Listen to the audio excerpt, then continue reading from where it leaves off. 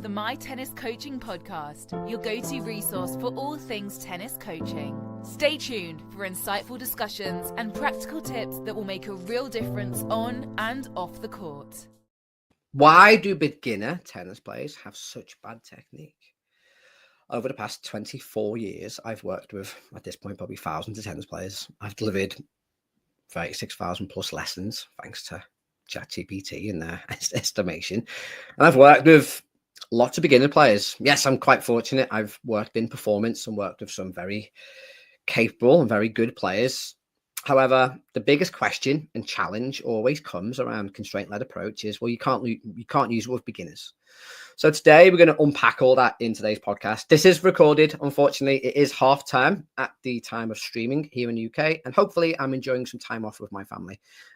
So apologies if you do ask any questions in the chat.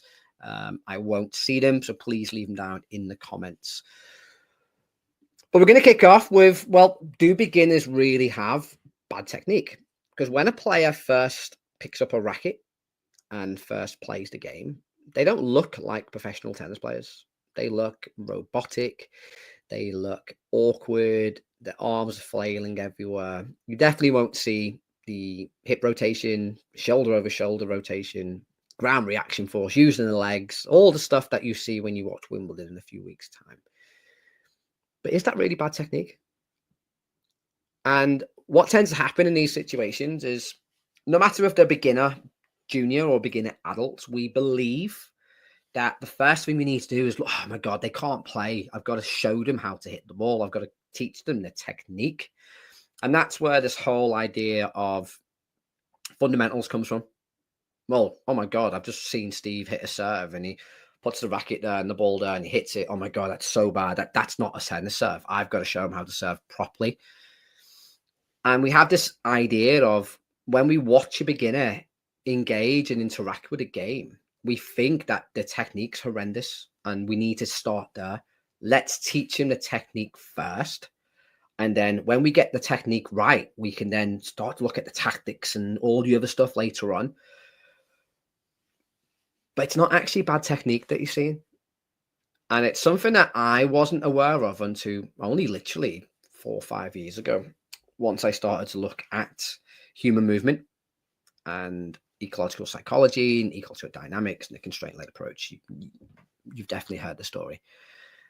And I used to believe in technique, and it may surprise people, but I love biomechanics. I literally, when I did my level 4 here in the UK, I was obsessed with biomechanics. I did the ITF Advanced Biomechanics course. I had the book. I had Silicon Coach. That's an old school shout for video analysis software. Love work of Bruce Elliott, who, again, if you're old school like me, one of the most famous biomechanical experts in the world at the time when I was doing all that stuff. I was obsessed because, again, I would look at players and I'd look at good players and they had good technique, and my players didn't have good technique. So I had to fix that. And that was me. That was me for 18 years. And through research and off my own back, like, this isn't taught in coach education. This is not taught within tennis. I discovered a guy called Nikolai Bernstein. So Nikolai Bernstein was a Russian scientist from the 30s, maybe wrong there, sorry.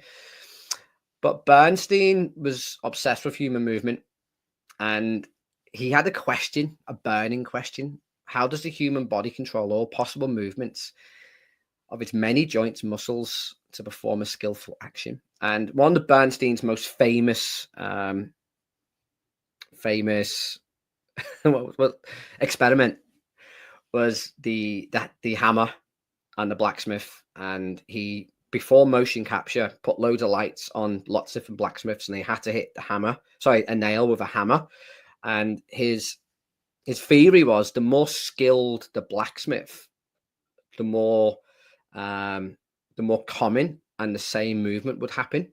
So our idea of human movement is, the more skilled you get, the more consistent it is, the more repetition you have, the more the same it is. So that was his idea, and his very famous experiment was to sort of prove that. So he had like novice blacksmiths and he had experienced blacksmiths, and he rigged them up. And again, back in the day, this is before motion capture and stuff. So it's really remarkable what he did. And his findings were the opposite. The more skilled the blacksmith, the more variable their movement. The less skilled of the blacksmiths, I'm sure it was blacksmiths. Let me know in the comments if it wasn't blacksmiths. It was definitely someone hitting a nail with a hammer. But the less skilled, the less experience, they actually had more repetition. They actually moved in the same way.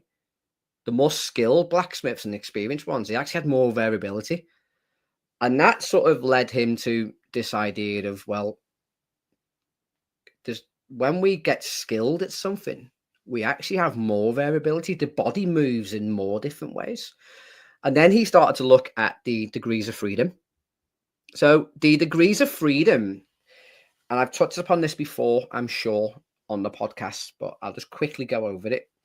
If we think about the body, like if we look at it from joints, so big joints like the knee, the shoulders, the hips, then you look at the sort of little joints like in the fingers, then you look at each individual bone, ligaments, muscle fibers, muscles, like there's an enormous amount of moving parts in the human system. Again, I'll call it a system, not a body. There's an enormous amount of moving parts, and we can move most of them kind of independently, and we can move them in sort of relation to each other, but there's like a enormous number of ways in which we can do it. There's so many different ways in which we can move the body that the number doesn't kind of exist. It's almost like unlimited. It's just like ridiculous amount of numbers. So if we can move in such a variable way, why is it then when we learn something new, everything seems to get stiffer? So again, we see this with players. We see it with a beginner and a pro player. Like I mentioned at the start, a beginner will keep the arms together, throw the ball up and tap it in front of the body. Whereas an expert player will literally go for full motion, elbow, knees, hips, shoulders. They'll use more body parts. And this sort of fascinated Bernstein based on that research I said before. And this is what he called the degrees of freedom problem, because the body can move in so many different ways. Why does it resort to a very restricted, robotic, clunky way? And what he uncovered was, well, the body does something really clever. Because there's an unlimited number of ways, there's high variability in how the body can move. The body itself starts to restrict and starts to group together different body parts because it wants to find a solution. So the body self-organizes itself. It works out itself. So when a beginner walks on a court and picks up a racket and ball and they're tasked to hit off serving the ball over the net, the body doesn't know how to do it. It's never done it before. And because there's, again, unlimited ways in which it can throw it up and unlimited ways in which it can move the racket, it freezes everything up. So the body's really clever. And then as the body starts to find solutions that works, it starts to open up and release or unfreeze these degrees of freedom. And that's why we see players over time start to use more body segments. They start to unlock that degrees of freedom. In our coaching head, though, we are developing technique. We're building and adding parts on to the serve, again, for the example, but it's not. It's the body. The body's really clever, and the body find its own way. And again, a great way of thinking about this is like, it's like walking. Like there's a unlimited way in which you can walk, and you'll walk in multiple different ways based on every single day. Like every day you walk, it will be different. When you serve, every serve you hit is unique. You'll never serve that same way ever again. There'll be in some point, there'll be a variation in how you move. Every serve you hit is unique. It'll never be the same. You can't replicate it like for like ever. And that's the degrees of freedom problem. And that scares coaches, because coaches are like, oh my God, there's so much going on and I have to go in and tell. And that brings me on to sort of the next point, which is the coach's role. So when you have a beginner and they're starting to learn the serve and they're in this degrees of freedom, they're in this state of the body very clever, the system, very clever, is trying to work out the solution. We go in and say, oh, no, don't do that. Bring it here. Oh, no, bring it here. Oh, bring it down here. The grip has to be here. Foot's got to be facing the net post. So we actually interrupt the body, the system. We actually interrupt the learning of the system. We get in there and we actually give it more moving parts to try and discover. So ask yourself, is that really helping? That's not helping anybody.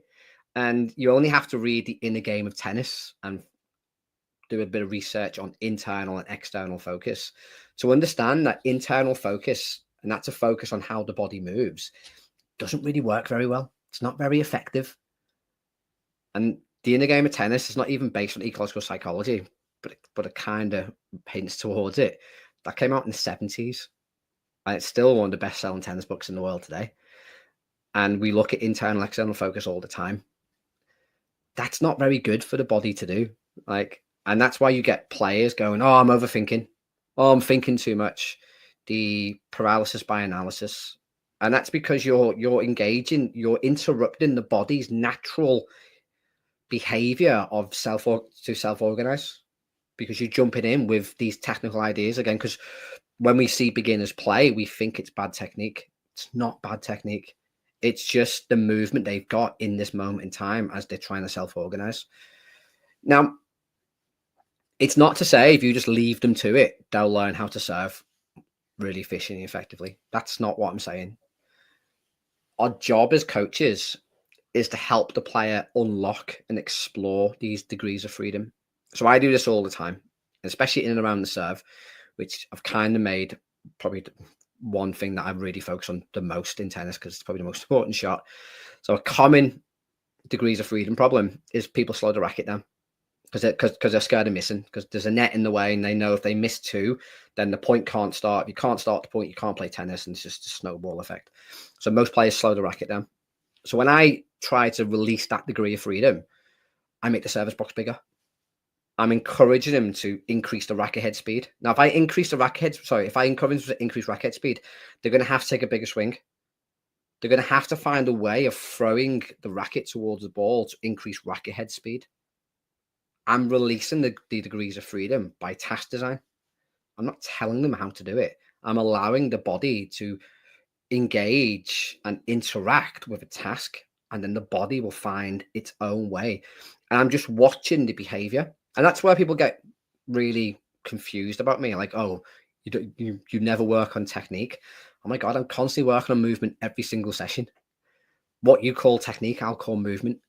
And if you've got a movement that's not efficient and effective, or it's not meeting the demands of the game, I've got to change it. So if you're playing a club level match and all you've got is that floaty, pushy serve, I've got to open up those degrees of freedom so you're more efficient and effective. But I do it in a way where I'll get the body to self-organize. And I will look at it from a biomechanical point of view, of course, because I don't want you to get injured. So if you've got a full Western grip, you're not going to be able to go through that ball. But then I won't tell you how to hold the racket. I'll manipulate stuff. So you've got to change the racket anyway. And that's the coach's role within the degrees of freedom. And I understand that makes coaches feel really uncomfortable, because we believe that we're the expert. We have the textbook. We have the institute on how to serve and the 700 individual slides of a professional player hitting a serve. What we haven't quite understood is a professional player have released their degrees of freedom.